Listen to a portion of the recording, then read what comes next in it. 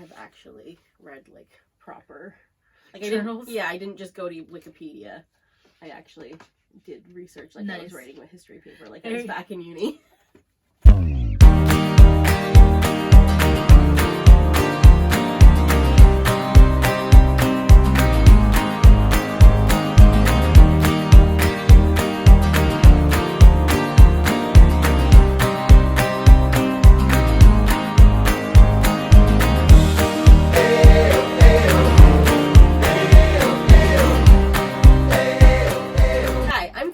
That's Michelle, and we're best friends. Welcome to our channel.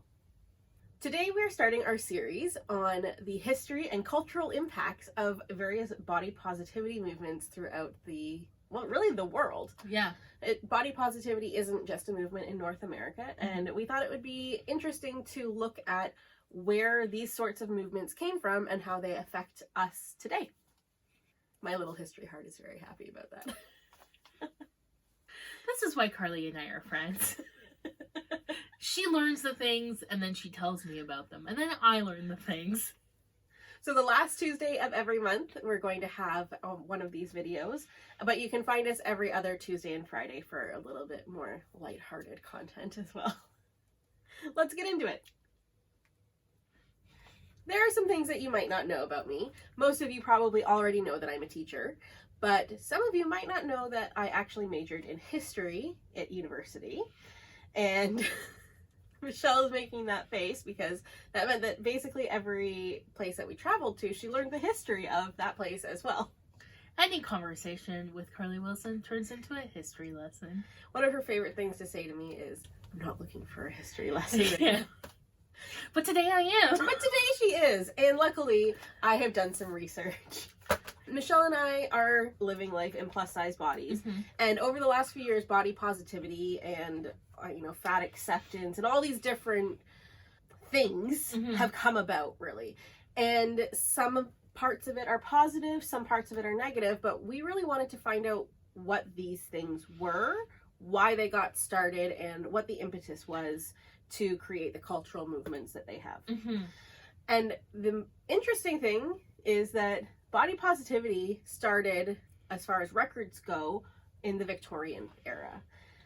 And it wasn't necessarily just about the size of bodies. It's got its start in what was called the Victorian dress reform movement.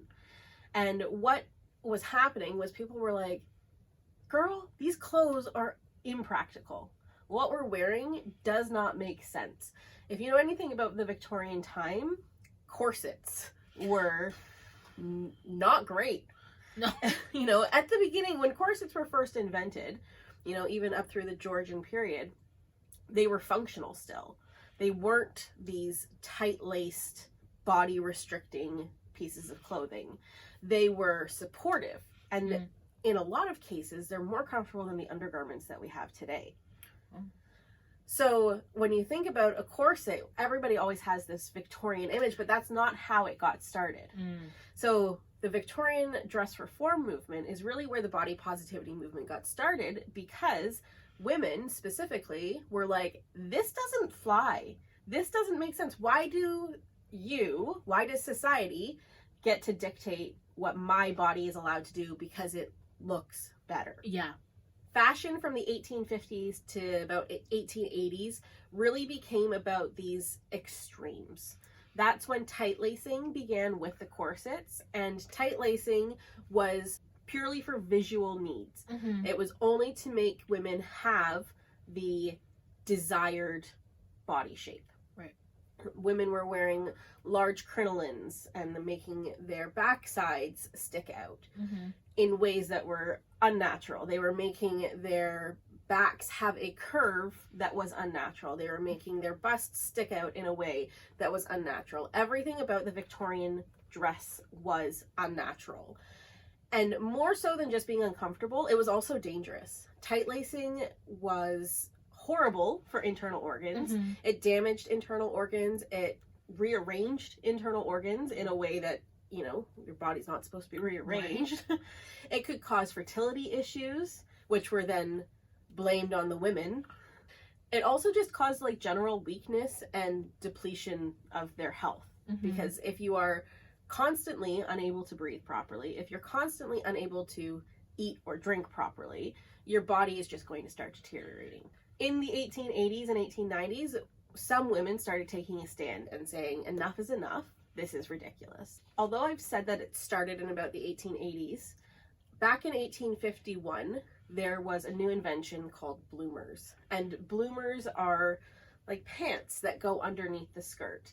These were invented by people who were just sick of the social construct of what they were having to wear, and they wanted to wear pants, but they also didn't want to push things too far.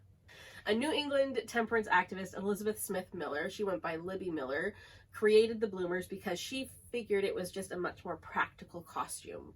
You don't need to be wearing these garments that create your body in an S-shaped curve for aesthetics only. People have things to do. Yeah. This was also the beginning of the temperance movement. It was also the beginning of the suffragette movement.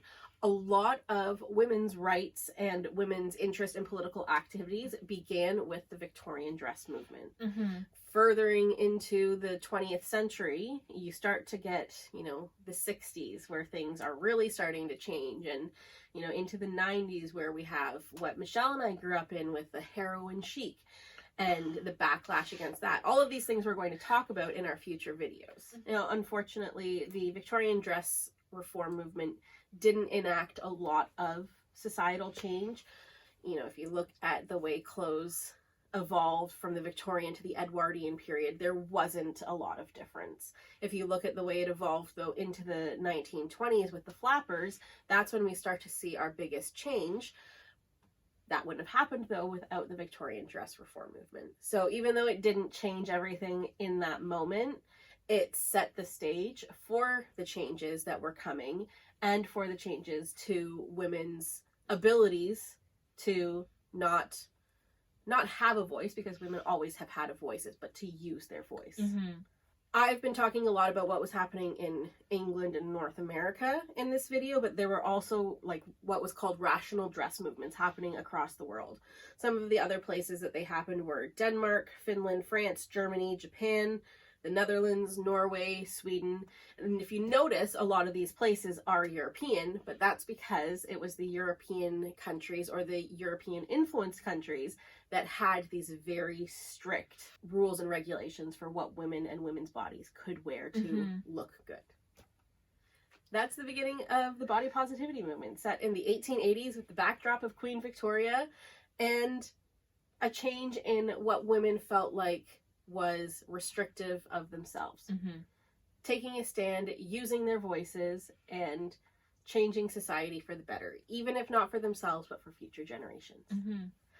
Next time, we're going to talk about what's called the first wave of body positivity, and that's where we actually start to think about the body positivity movement specifically, and not just the changes that enabled the body positivity movement to become a thing. Thanks so much for watching our video, and comment down below if you were surprised by anything that Carleigh mentioned about the beginnings of the body positivity movement. Don't forget to like our video and subscribe to our channel for even more content just like this. You can also find us on Instagram, where we share even more of our lovely faces. We'll see you next time. Bye!